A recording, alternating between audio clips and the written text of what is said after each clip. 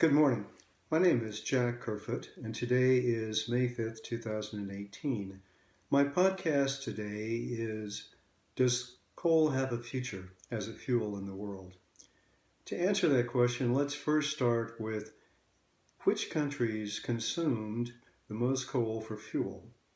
Well, in 2016, the top four countries were China, the People's Republic of China, at 3.5 billion tons, followed by India at 922 million tons, then the United States with 661 tons, and finally Germany at 226 tons. Then the next question is, which countries actually produced or mined the most coal for fuel? The leading mining companies for coal were, again, the People's Republic of China, 3.2 billion tons of coal. So all the coal that they mined, they essentially consumed for fuel. China was followed by India at 708 million tons. Again, it indicates all the coal that was mined was used in the internal Indian market. Followed by the United States, 683 tons. So some coal mined in the United States was actually exported. And finally, Australia mined 509 million tons of coal. Most of that coal was for export. So what is the impact of coal as a fuel source on these consuming countries? Those countries that use and import coal basically have twofold effects. One is an economic effect and the second is environmental effect. The coal is an inexpensive fuel source, so for that reason many countries import coal. Developing countries like China and India are using inexpensive, low-grade coal to fuel their country's industrial revolution. Coal consumption in the United States and Germany has significantly declined over the past 10 years. In the United States, individual states which have significant coal reserves still maintain coal as the fuel of choice. Why? Because the coal mines in these states are critical to the local economy. Germany, like the United States, has significant coal reserves. Germany has used coal as a fuel to minimize the amount of natural gas that's imported from Russia. Germany doesn't want to become dependent on Russia for the country's primary source of fuel, in this case, natural gas. Germany has been aggressively pursuing renewable energy, specifically onshore and offshore wind farms, to replace coal as an energy source. Environmentally, Germany and the United States mandate that coal-fueled power plants maintain certain air quality standards. These air quality standards do not exist in India or in China. The air pollution from coal-fueled power plants have made the air toxic in densely populated cities in China, and in fact all the large cities, over about 5 million people in China and in India. And we have to recognize that both India and China have a population of over 1.1 billion people. The World Health Organization estimates that the toxic air quality in the most polluted cities in the world contributes to the premature death of 7 million people every year. In summary, the use of local coal resources does help regional economies for the short term.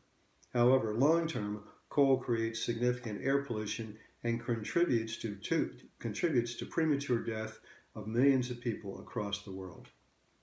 So what is the future of coal in the United States? In 2008, 10 years ago, the United States consumed 1 billion tons of coal, primarily for power. In 2016, United States consumed 661 million tons of coal. That's a 35% decrease in the United States. So what was the reason for the decline of coal in the United States?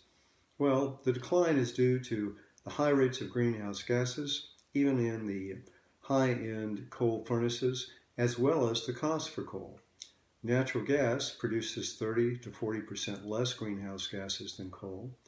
The United States has significant natural gas reserves, and natural gas is significantly cheaper than coal as a fuel in the United States.